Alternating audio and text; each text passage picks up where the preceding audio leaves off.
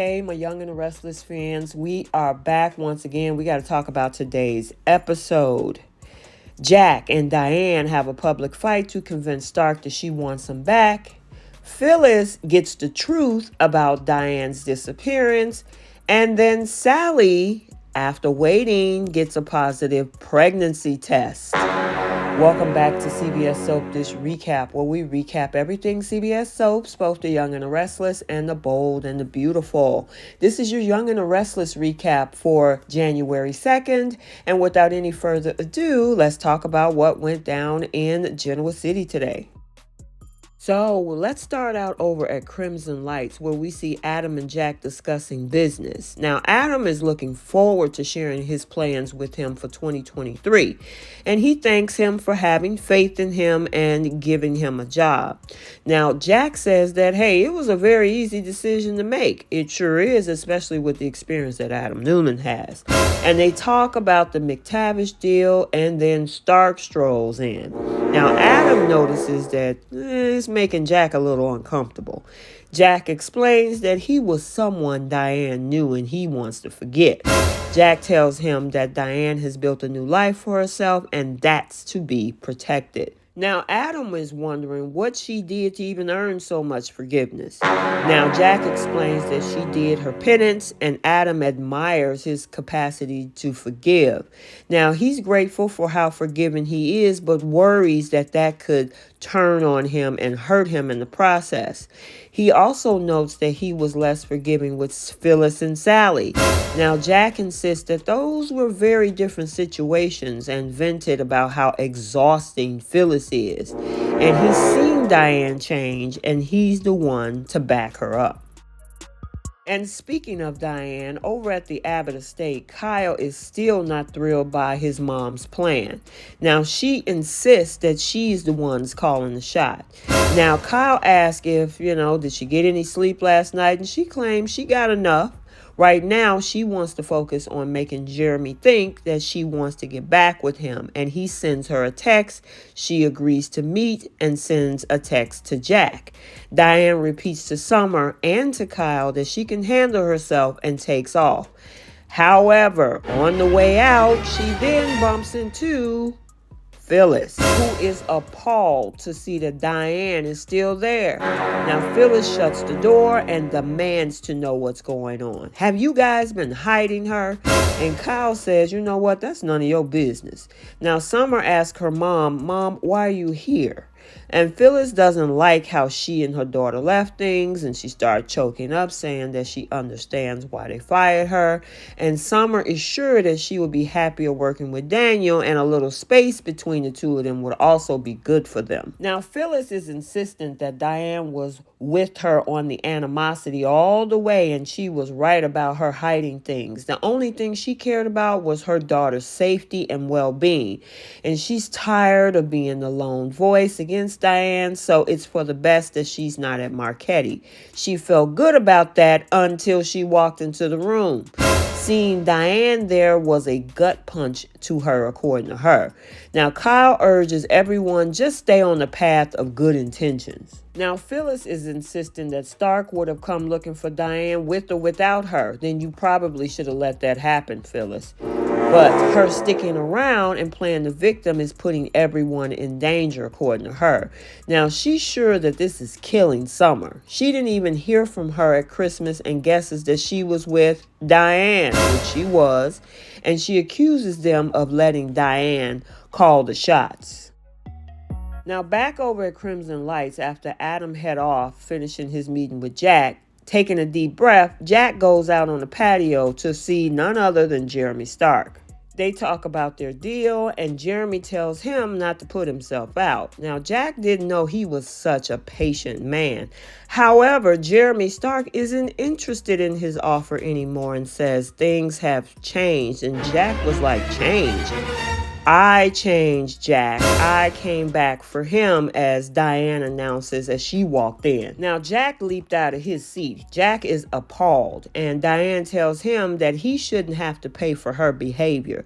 The family just need to move on without her, and she has to resolve some things with her ex.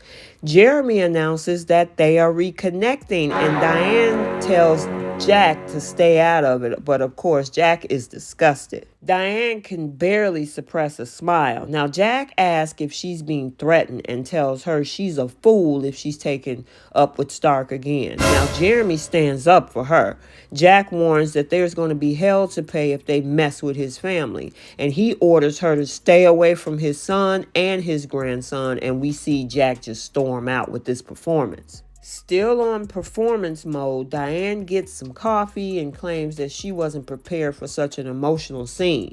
However, Jeremy Stark tells her she gave one hell of a performance and he now needs more solid proof that she is on his side. And he stroked her face, saying that he's going to put her to the test.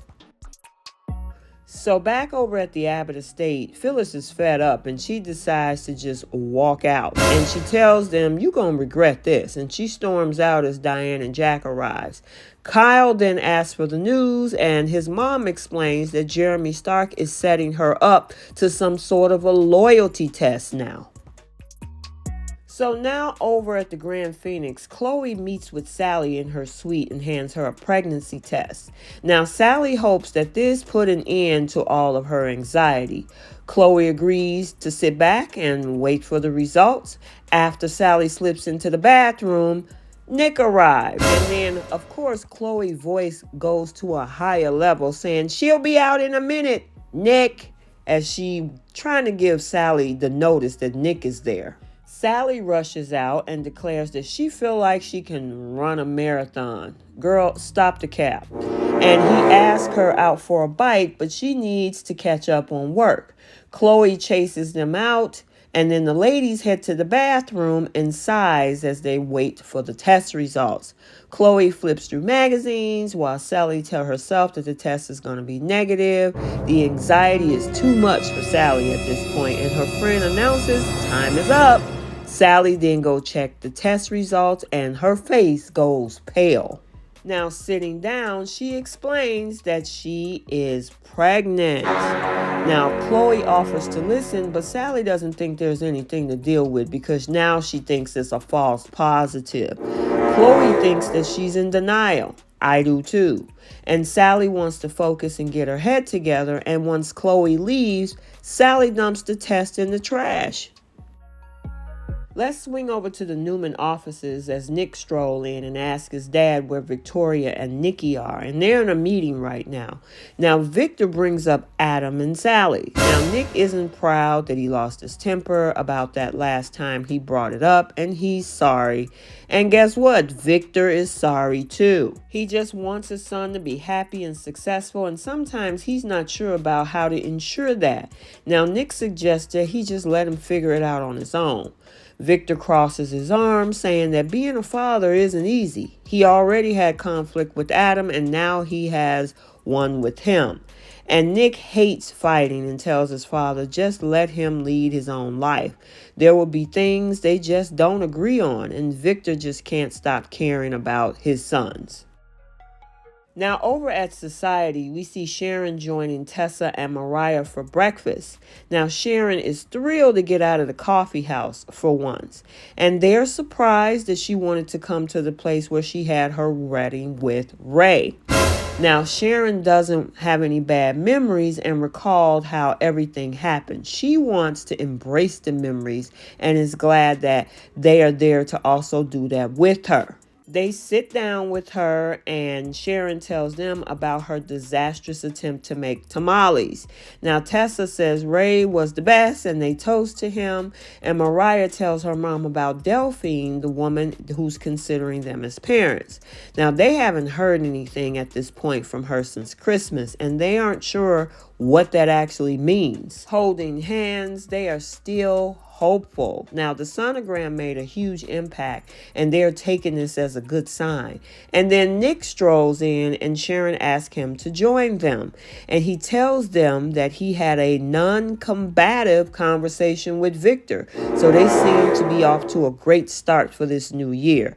They chat about what great moms they would be, and Delphine then sends a text, asked them to meet tomorrow. Tessa says that they will book the plane tickets now, and Mariah says that that could be their baby, and they give each other a hug, and Nick and Sharon are beaming.